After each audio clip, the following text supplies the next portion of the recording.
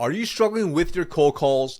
In today's video, I'm going to share with you a simple framework that will help you master cold calling so you can book more meetings and close more deals. Hey, I'm Marcus Chan, and I help account executives and B2B sales teams master the skills to blow out their sales targets without just grinding. And here's the thing. You can't blow your numbers out without a qualified pipeline, so that's exactly what I'm going to help with you today. And if you stay until the very end, I'll even share the exact word-for-word script you can use. So let's understand what most people are currently doing. First, they're usually saying something like this, which is, "Hi Sarah, my name is Marcus with Fortinet. The reason I'm calling is because we offer security solutions that range from hardware like routers and access points to our flagship FortiGate firewall, cloud-based security fabric, and the FortiClient VPN. Can you direct me to the CTO?" This is what most people are saying, obviously adapted and modified to their own product or company that they sell for.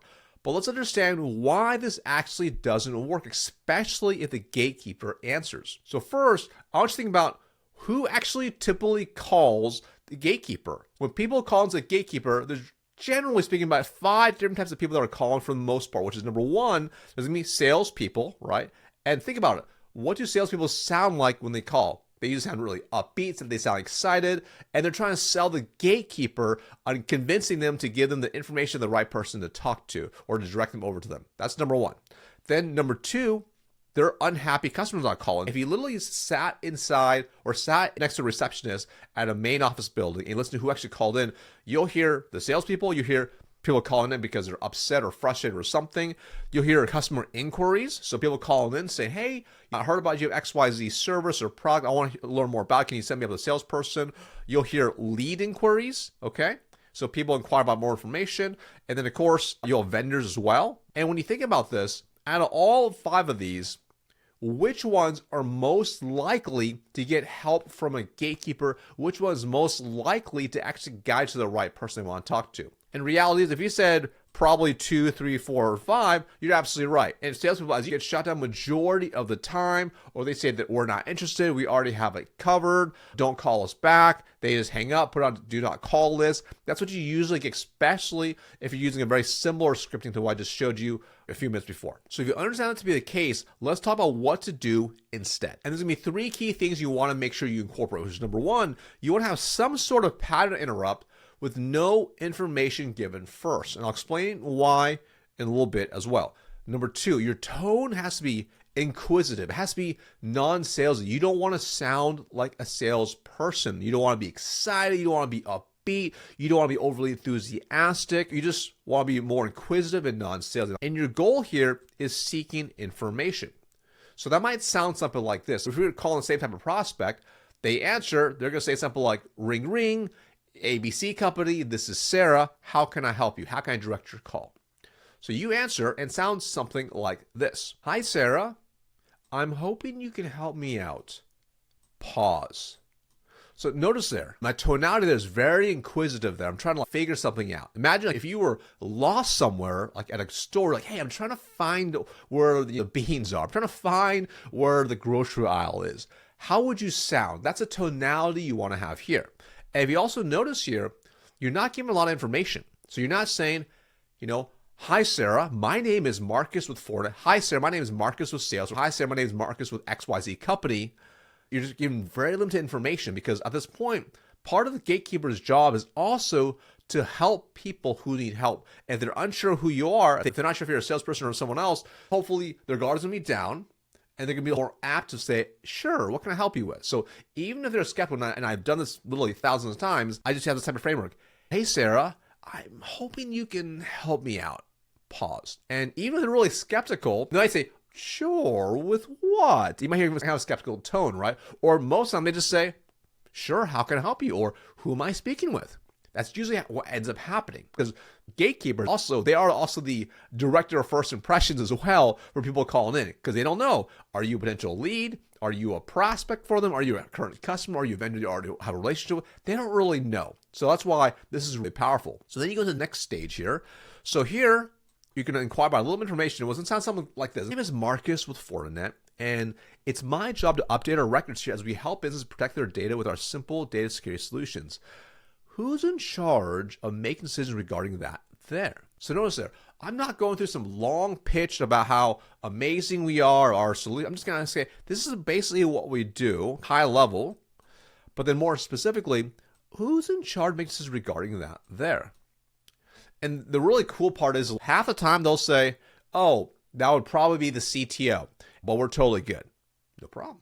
And I'll show you some follow-up sequence questions in a second. Or sometimes they'll give you an objection. They'll say, we already have that taken care of, which that happens, some of the time as well, which is totally fine. And then you can drop another line here, which is, you can be playful and curious with it, right? Which is, I totally get that. I'm just doing my job is all, so I'm hoping you can help me out. So notice I'm being a little playful here, my tonality. I'm still being very curious here, right? And then I'm going to go for a closing question. And what's their name again? So really, again, curiosity-based tone. I call this actually the seeker script as well, because you're actually just seeking to get that information. So this is really powerful. So I want to recap a couple of things here, because I want to make sure we hit these points home. You start off first with the pattern interrupt, no information given first. Then your tone is inquisitive, non-salesy, and your goal is seeking information. And you can apply this for really any industry that you work for. So for example, if it's my own business, hey Sarah, I'm hoping you can help me out. Sure, with what? Hey, my name is Marcus with Venly, and it's my job to update our records here as we help provide sales training for organizations just like yours. Who's in charge of making decisions regarding that at your company? Boom, just like that. So you can see there, the tonality is very chill, very non-threatening, not aggressive, not over the top, very easy. And my goal is seeking information.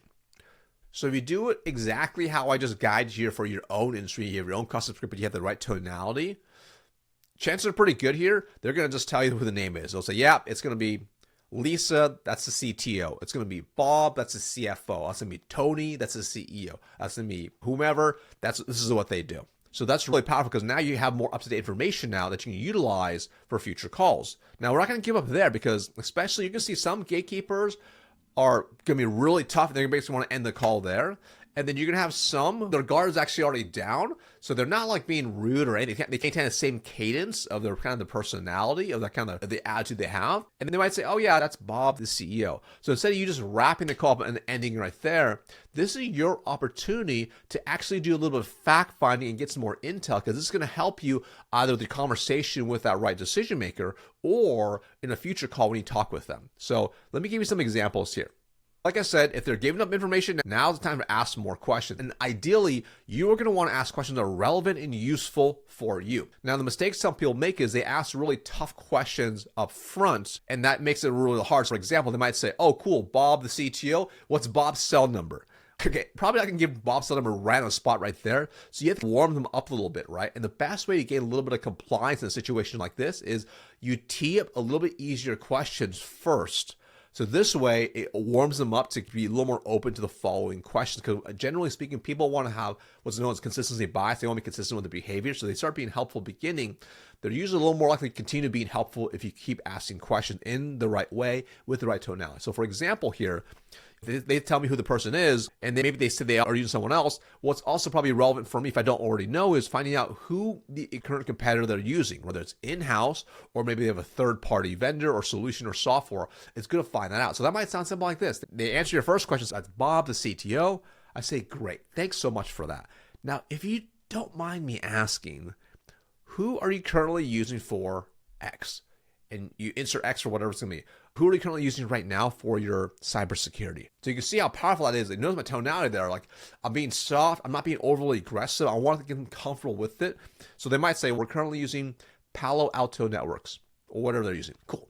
Great. Now the answer to that, what might also be useful to find out as well, because maybe they have contracts or whatever. Maybe you want to find out how long they've used them for. So these are some example questions here. You don't need the exact verbatim, but for example, I might, hey, do you happen to know how long you use them for? Now the gatekeeper might be like, no, I have no idea. Or they might have no idea, depending on what you're selling or who they're currently using, which is totally fine. They might be like, I know you use someone, I just can't remember the name off the top of my head. Now, if you know your competitors, you can name drop a couple, hey, are they using A, B, or C? Does any of those ring a bell to you? No, I'm not sure which one those are. So, I'm not really sure. You'll have to talk to the CTO about that. Hey, no problem at all. So now you get to some other questions that are very useful for you too, which is, hey, when's usually the best time or day to get a hold of X decision maker?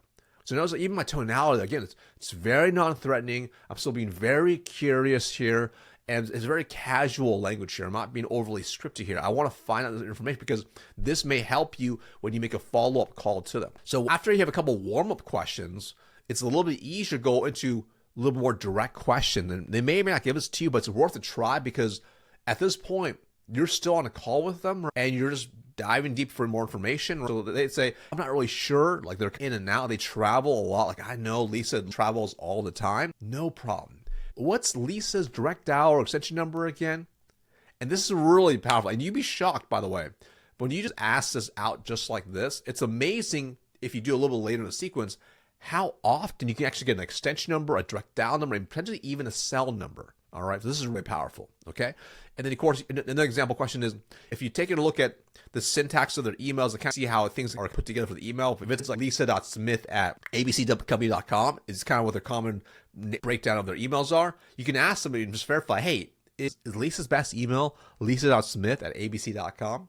So you can re-verify some of those things right there. Or if you don't have that information, you can say, hey, no problem at all. What's the best email for them in case you don't already have that email? Now, if you notice here, I didn't ask for the email to start off with because what I don't want them to do is just guide me to send them an email. I want to have a conversation with them first, right? I want to talk to the decision maker if I can get to them. I want to get to their voicemail if I can, or talk to them actually live on a call, all right? So this is really powerful. Now, a couple other bonus tips can be useful for you as well. So you can also use the verified data as well. So for example, if you want to find out from a multi-threading perspective if there's still the right people in play, because sometimes LinkedIn's wrong, sometimes data is wrong. So you might say something, hey, no problem. Thank you so much for help. Now, last thing, do you happen to know, is the director of IT still Tony Johnson? So notice my tonality, it's soft, it's non-threatening again, very intentional. I'm just seeking information, almost like a data gatherer, just to update my records, if you will. Then at this point, ultimately, you're going to wrap the call up and you want to get asked to send to their voicemail. This is really important. The mistake some people make is they say, oh, they're not there. Cool. Thank you very much. Have a great day. See you later. I'm going to try calling again later. Versus you already made the call. You might as well continue trying to get through all the way. So for example, it sounds something like this. It says, okay, great. Well, I really appreciate your help. Can you send me over to their voicemail, please? That's it.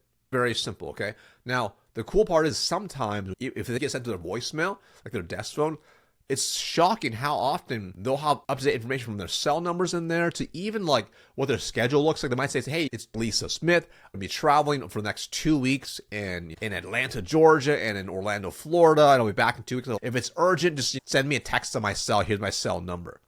So now what's really powerful is you have those details that you can actually add to your CRM. So when you make that call to Lisa, you can incorporate that as part of your conversation, that knowing she's currently in Atlanta and also in Orlando, whatever place that they're visiting. Now, if they don't have data in there, maybe it's a generic voicemail that just says, hey, leave a message at the beep.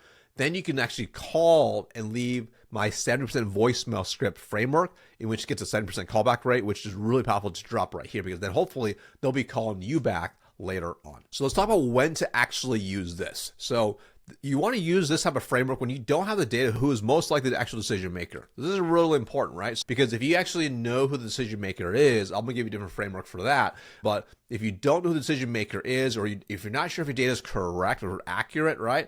This is a great time to use it. So now you'd probably ask yourself, hey, Marcus, that's cool. I called in, I got information from the Gatekeeper, I got some really great intel, but I didn't book any meeting. What do I do next? Well, don't worry, I got you covered. Let's talk about exactly what to do next. Let's recap here, right? So at this point, if you follow this framework already, you have better verified data, and you probably have more intel, hopefully, if you did a good job on the call with the right tonality and attitude. And you potentially might even have a direct dial or cell number, which is really, really powerful. So if you have a direct dial or cell, you want to call that next, okay?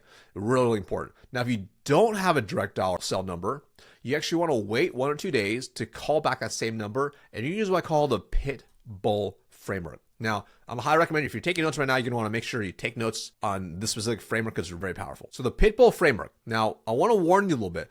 This is going to make a lot of people uncomfortable out there. So I want to recap the typically call in to actual Gatekeeper and how to actually bypass them. Let's go back to the very beginning. So if we go back to the beginning, we know that if you sound like a salesperson, they're not going to want to put you through. If you sound like an unhappy customer, or you sound like maybe a vendor, right, or customer inquiry or lead inquiry, these ones most likely actually bypass through. So here, we want to find a really good balance between 2 through 5, in which we want to sound a bit more like a pit bull. We want to sound firm and as if we already had the conversation with the decision maker. So here's how the framework is. I want you to pay close attention to the words I say, but also how I say it too. And again, I'll tell you right now, it's uncomfortable for most people, but this is really powerful for bypassing the gatekeeper to actually get right to the main decision maker. It sounds simple like this. May I speak with Tony? Thank you. Notice there, my tone is a downward inflecting tone. It's very firm. It's very simple. It's very short. I'm not saying a lot of things. I'm not saying my name. I'm not saying who I'm with. I'm just saying, may I speak with X? Thank you. May I speak with John? Thank you. May I speak with Lisa? Thank you. That's it. You're just ending the conversation as a tonality right there. So this is very powerful because again, this sounds like a non-sales person. All right. This is going to sound more like someone that already knows a person that they want to talk to. They don't have time to waste time with a lot of idle chit chat. They want to get right to the point. So again, may I speak with X? Thank you. At that point, they'll probably ask something like, who is this? It's part of their job, right? As a gatekeeper. And again, here you want to keep it very limited. So it sounds like this. It's name. Thank you. So it's, and live sounds like this. It's Marcus. Thank you. It's John. Thank you. It's Lisa. Thank you. You're just ending the conversation. If you notice, it's very firm. It's downward inflecting. Now, at this point, this gatekeeper, when they hear, they're looking for you like, okay, does this person know who the main, should I transfer this person over? Do they know that person?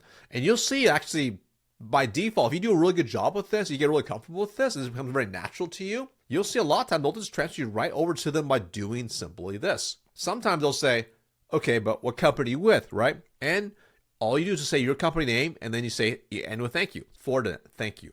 Venly, thank you. Salesforce, thank you. HubSpot, thank you. That's it.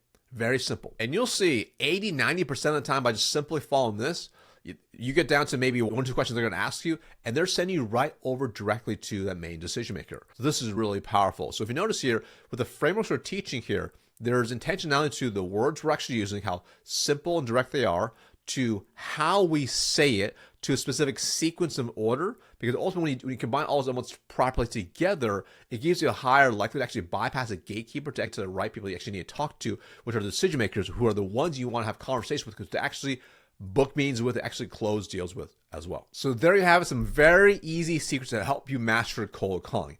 Now, if you're wondering what to actually say when you talk to the decision maker, I'll give you my exact word for word script right here.